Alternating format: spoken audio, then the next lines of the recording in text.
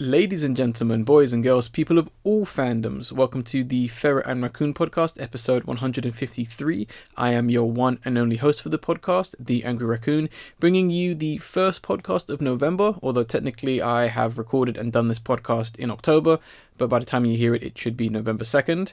And yeah, I've got a pretty small podcast this time around. There really wasn't that much to really discuss, and even the things that I am going to discuss themselves are not the biggest things in the world, unfortunately. I kind of feel like the situation of it getting colder and just, I guess people trying to make the most of October and Halloween has kind of overtaken things. There isn't too much news really, and I don't necessarily like talking about filler on the podcast. I won't talk about things for the sake of talking about them if I have nothing to say about them. But I'll be honest with this podcast, I'm not necessarily in the best of mood right now.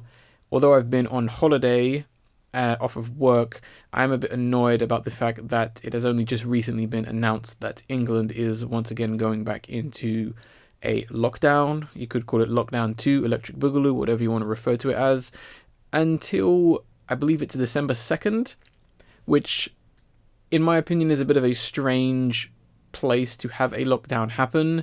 It does mean that certain things are indefinitely going to be killed off. Now, I'm not necessarily into economics and all that kind of stuff, but I can see this being more damaging in terms of next year. I'm not necessarily going to say whether I do and don't agree with a lockdown, but the one thing I will say is in regards to the certain rise of cases in certain parts of England, the West, I don't know what the hell was going on over there, but you guys need to get your shit together big time, because I'm roughly within the outskirts of London and things seem pretty okay. So I have no idea what's going on over there. London should be at the high risk epicenter of this pandemic.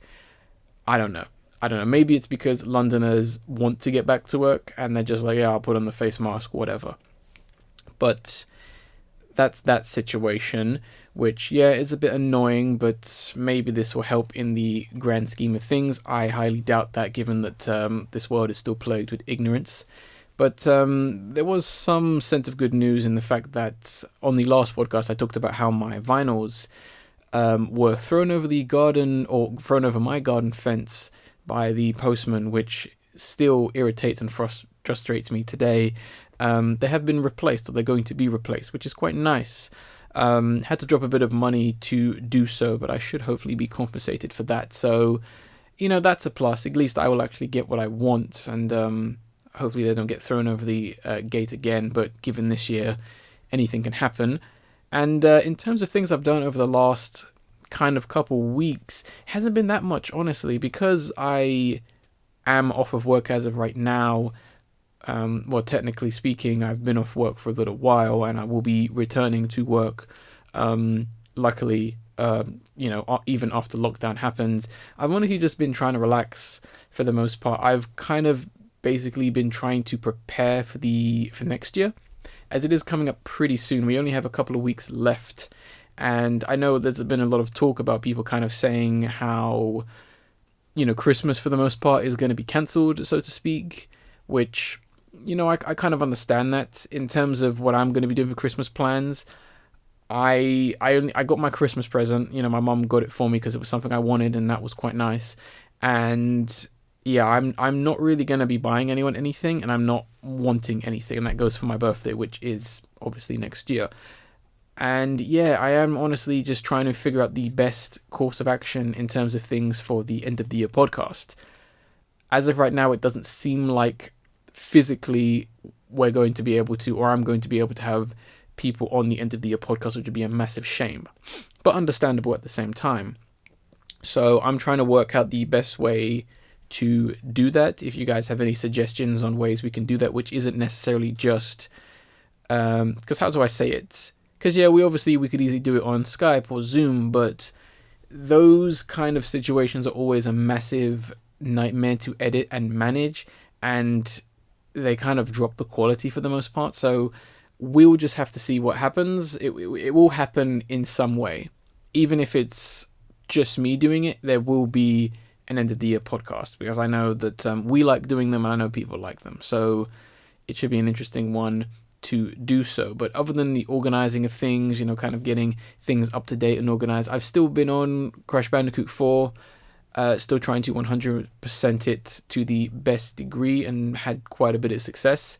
I've kind of been doubling down on my time with that game, mainly because I've had the time to put into it before I go back to work, so that obviously in the next, fingers crossed, next few weeks I will have it 106% completed, which will be awesome, and I might make a video compiling all my progress or my best runs in order to get said 106%, so hopefully maybe look forward to that.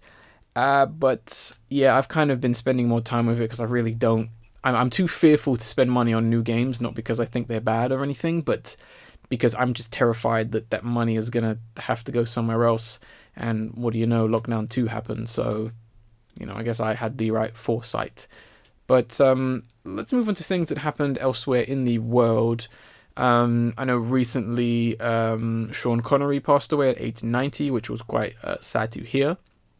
He was one of the first people to play the fictional film character James Bond. He is often regarded as James Bond himself, which is understandable, and it was a shame to hear that a legendary actor such as himself passes away. He's been in plenty of other things. His, I'm trying to think, the films, I can't remember the exact words. His career is very interesting, from obviously James Bond to being in Indiana Jones: The Last Crusade, even to more obscure and random things like Zoltar or whatever that film is called, which that's an interesting film. And it is a shame. I do find it quite funny that since his passing, a lot of people want to bring up the 1987 interview he did with Barbara something, in which he talks about how he essentially talks about how he thinks it's perfectly acceptable to hit women. And that clip in itself, which you can go look it up, it's an interesting clip because in and of itself he makes a somewhat understandable point that is obviously very disagreeable, but I feel like the lady who's interviewing him, I think she comes off as, well, she basically comes off how I don't like a lot of interviewers nowadays, where they just like pressing and pushing, and what he said, I mean, here's the thing, what he said is wrong, even by those standards, even by today's standards. But at the same time, without spoiling the actual clip, she unfortunately does prove his point, which I disagree with, but I find it quite funny at the same time. But it's a shame to see someone like him pass away, but then again, 2020 has been absolute pain and misery, so, not really surprised to some extent. But in terms of news stories and topics, the very few I have to talk about on said episode, we're kind of going to start positive for the most part, and we're going to talk about the official full trailer for the Animaniacs 2020 reboot. For those of you who don't know, Animaniacs is a Warner Brothers / Steven Spielberg created animated series that existed towards the late 90s, often regarded as one of the greatest animated series of all time. In my opinion, I hold it in very high regards. I think it's a fantastic show that still honestly holds up today, even just for this podcast, going back and watching some episodes that I can find. It still is a fantastic show. And this is, like I said, the reboot, the very cheekily knowing reboot. As you see in the trailer, they do allude to the fact that this is a reboot, this is a remake, and that the characters themselves are selling out to Hulu.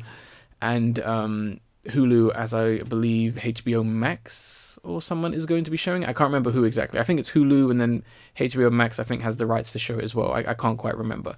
But the trailer itself is very promising. There's a lot of things to be excited about in this trailer. For one, the original voice cast has returned to reprise their roles, which is always a big thumbs up in my opinion, because I have no idea why so many, let's say, studios, executive producers, higher-ups think that when they bring back a beloved franchise that has a lot of merit and a lot of nostalgia, why they just decide to get rid of the original voice actors, especially when they're still around, and especially when they have such iconic voices and iconic roles to reprise. It happened with the new Powerpuff Girls cartoon, where they, for absolutely no reason, replaced the main three Powerpuff Girls characters. There was absolutely no reason to do that, and their justification was just random. They were just like, I think, if I remember correctly, Cartoon Network basically said, oh, it's Powerpuff Girls for a new generation. which obviously was a very bizarre thing for them to say, because it's not. You are doing the same show again. You're not expanding on it. You're not continuing it. And you're constantly making references to the original show. So it can't really be for a new generation. You might as well have the original voice actors, because you'll have the fans come back. I know even the Scooby-Doo movie that came out earlier this year, they did the same thing where all the voice actors were replaced for absolutely no reason, and it just sounded awful. But yes, everyone is returning to reprise their roles. So the main characters we have being Wacko, Yakko, and Dot, being the Warner Brothers and Warner sister, as well as Pinky and the Brain. Now, as much as I'm happy that the voice actors are back and reprising their roles, and given from the trailers and the clips I've seen, nothing's changed. They are still on point. It doesn't feel like they're rusty. They don't sound necessarily different. It's great. Here's one issue I do have with the show, which I understand. As of right now, the Animaniacs reboot is just the Warner Brothers and Pinky and the Brain, which I think is a bit of a shame as of right now, because the series is not just the Warner Brothers and the Pinky and the Brain.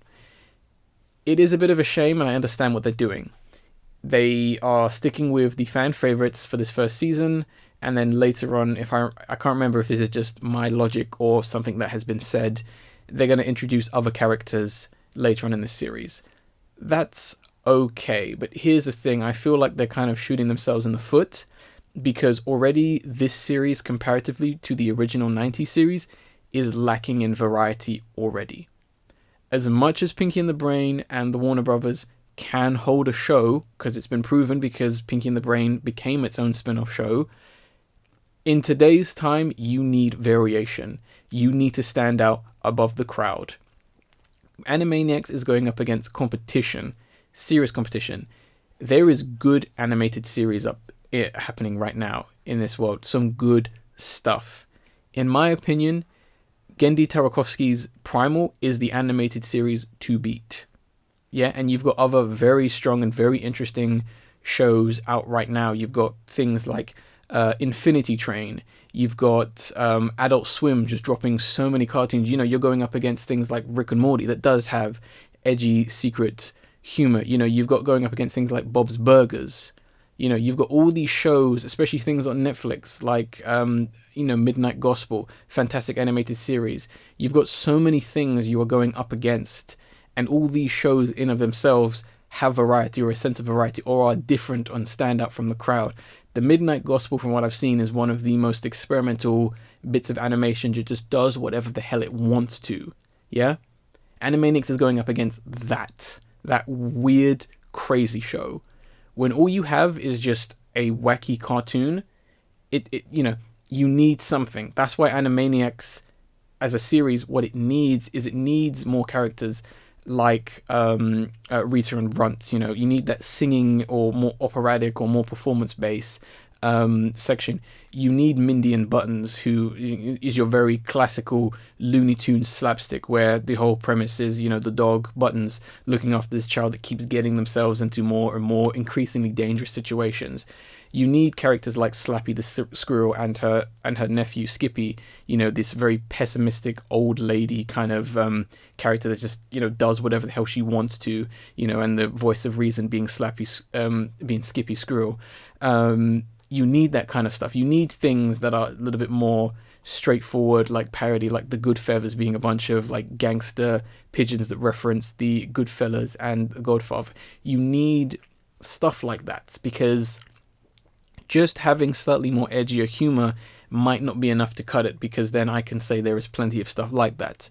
J.D. Quintel's Close Enough is a pretty good series that does that kind of stuff. Same thing with Solar Opposites. That does the same kind of stuff. It needs that to stand out. And I really hope that when it does come to the second season or the continuation, they don't just cut characters for certain reasons just because they think the times have changed, which would be hypocritical, because in theory the Animaniacs doesn't need to return. It's a product of its time, and in theory, to some extent, should stay a product of its time. And I think that's kind of one of the bigger negatives I already have from this series so far, because there are positives and negatives.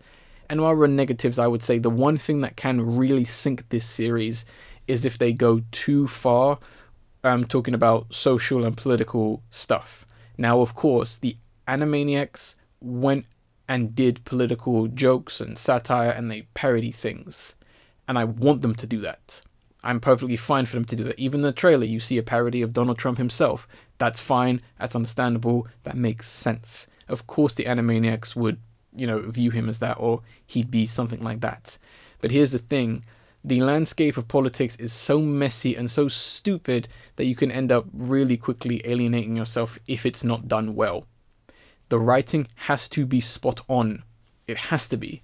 You cannot write a weak joke when you're going up against a audience or a world that is so sensitive and so easy to just be upset about every single goddamn thing. Yeah, this is the generation of complainers. This is the generation of Twitter users. And I know they're going to make references about that kind of stuff. I know they're going to have very cutthroat jokes. I want them to. But it has to be spot on. It cannot miss. It cannot miss, especially when you're going up against the original 90s series. But other than that, I would say there are positives to this series. I've mentioned the voice actor sounding spot on. I think the animation looks really nice. It doesn't feel like a... not to play any offense, it doesn't feel like a kind of cheaply made like Flash animation. No disrespect to animation and Flash of that kind of extent, because lots of animated series are made on Flash-like softwares, and people do incredible things, but it looks crisp, it looks good, it looks nice. You know what I mean? It does look like the series has got a nice coat of fresh paint, and I love the look of it. I do love some of the jokes so far. I'm just kind of worried that it might fall flat on its face because it's already punching below the belt with, like I mentioned, the fact that we have, 80% of the cast is gone, and tackling such a tricky issue of like politics and, social issues. I want them to do stuff like that. I do. It just has to be spot on, because if even people like Dave Chappelle can't make a joke and have stupid blog posts and like BuzzFeed and all those other cunts come out and say all these kinds of things that, basically being triggered and assuming or hearing one thing and interpreting it as another, as so many people do, is crazy. Maybe Animaniacs would be the voice of reason. Maybe people will understand. I don't know. I'm just kind of hoping for the best with this series. And even still, I am also looking forward to this series. I know it releases pretty soon. I'll be watching and letting you guys know if it is good. I'm a big Animaniacs fan. Like I've said, I think it's one of the greatest cartoons ever made.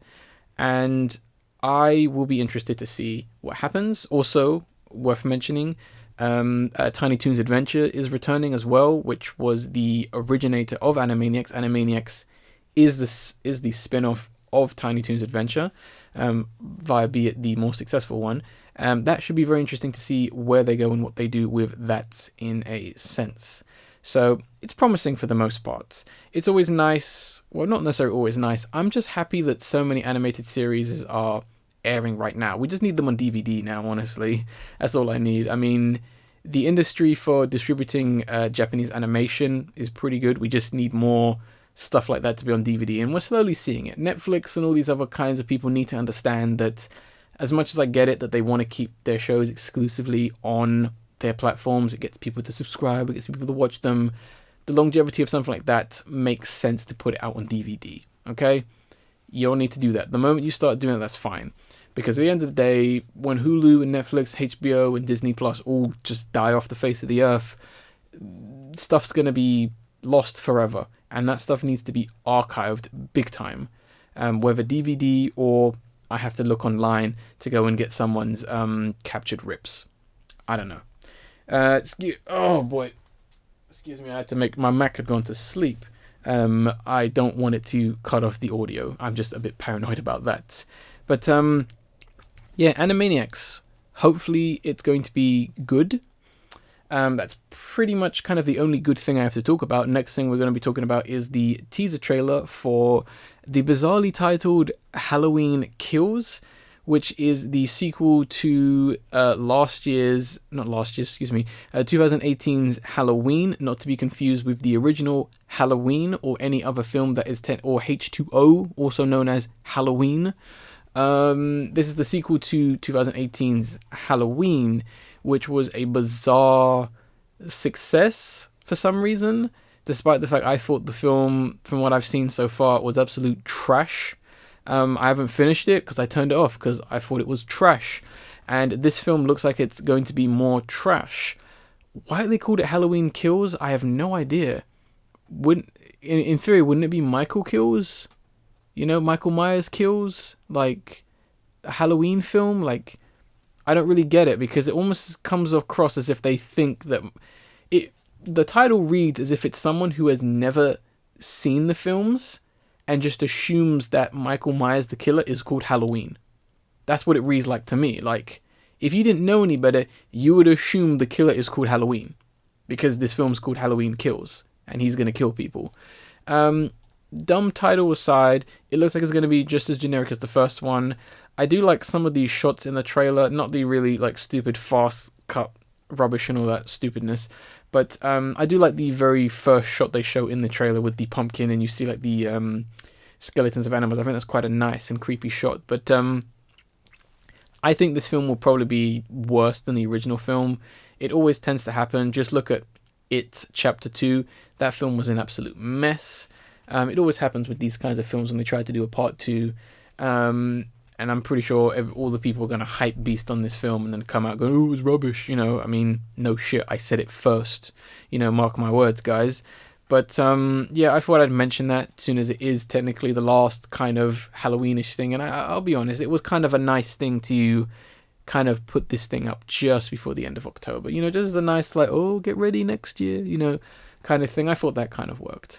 And the last trailer I'm going to talk about is for the trailer Songbird, which is a very not decisive. I'm trying to think of the right word. I know the right word. Disgusting film. The basic premise of this film, I am going to link this trailer in the description and the download link, but the main point of me talking about this trailer very briefly is do not give this film money. Do not watch it.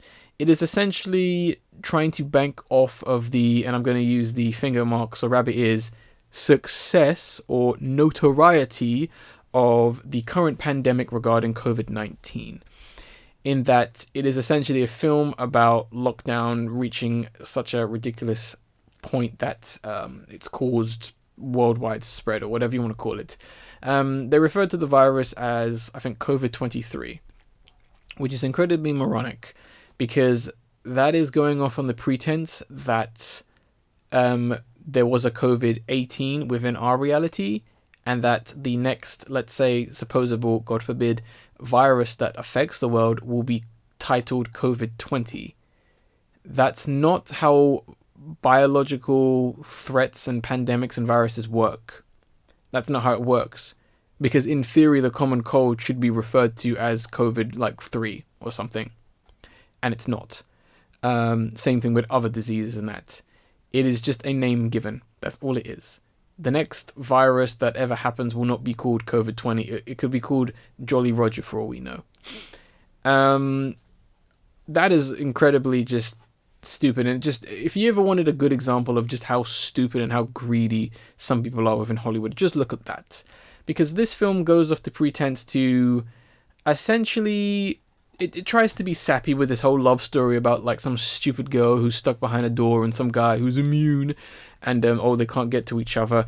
And it essentially just makes people who aren't necessarily more in a sense, people who are understandably frightened and confused about what's going on in the world, which is completely justified. Nobody knows what's going on in this world. You know, this could be the last podcast for all I know I could record because I could die because of this virus. Who knows? It's a bit ridiculous. It's so unpredictable. And you're making a film where you're basically fear-mongering and trying to make money off said fear-mongering. Not to say this is the first time anyone in the history of media or the world has ever done this. It was done with some stupid found footage like Zoom call film. I can't remember the name of it. It was done with that as well. And... it's just honestly just disgusting that they've rushed this film out in the span of 4 months in order to try and bank off the hypothetical success or popularity or whatever they refer to it as, No surprise Michael Bay is attached to this. No surprise it has people who worked on A Quiet Place. A Quiet Place is still one of the worst films ever made in the last current few years. If you like that film, you're probably an idiot. And I know I'm getting, kind of angry about this, but it's just ridiculous that something like this has existed. At least let the dust settle. Like you're not even making a documentary or anything. I understand. People made films about World War II. People made films about 9/11. People made films about mass shootings. I understand that. Here's the thing that all those films have in common. The moment 9/11 happened, people didn't make a film about it, a fictional realization about it, okay? You need to let things settle. It's still an upsetting and difficult subject, this virus, and the current state of the world. People have lost lives because of the world we live in right now.